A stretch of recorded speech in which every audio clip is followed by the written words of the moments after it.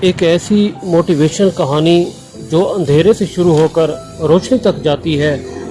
دوستو، یہ کہانی ایک نوجوان لڑکی فاطمہ کی ہے جو ایک پسماندہ علاقے میں پیدا ہوئی۔ اس کا تعلق ایک غریب گھرانے سے تھا۔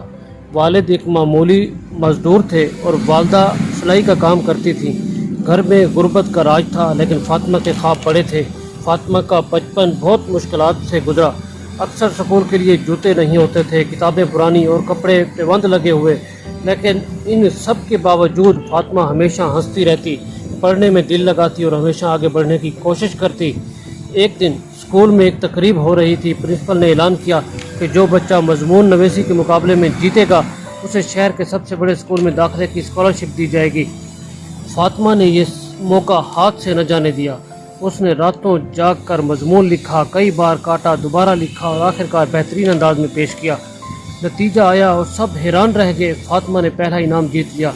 اب وہ شہر کے ایک بہترین اسکول میں پڑھنے لگی۔ نئی دنیا، نئے لوگ، نئی کتابیں، مگر چیلنجز بھی نئے تھے۔ شہر کے بچے امیر گھروں میں تھے، ان کی زبان، لباس اور طرز زندگی الگ تھا۔ شروع میں فاطمہ کو کمزور سمجھا گیا۔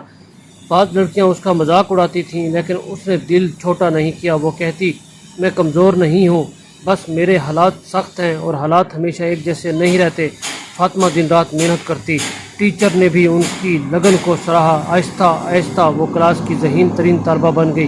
اس نے نہ صرف تعلیمی میدان میں بلکہ تقریری مقابلے، مضمون نویسی اور کھیلوں میں بھی نمایاں کامیابی حاصل کی۔ کالج کے بعد فاطمہ نے ایک معروف یونیورسٹی میں داخلہ لیا۔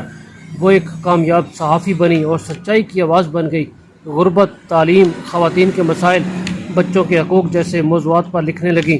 اس کی تحریریں اخباروں میں شائع ہوتیں، لوگ اسے پڑھتے اور متاثر ہوتے۔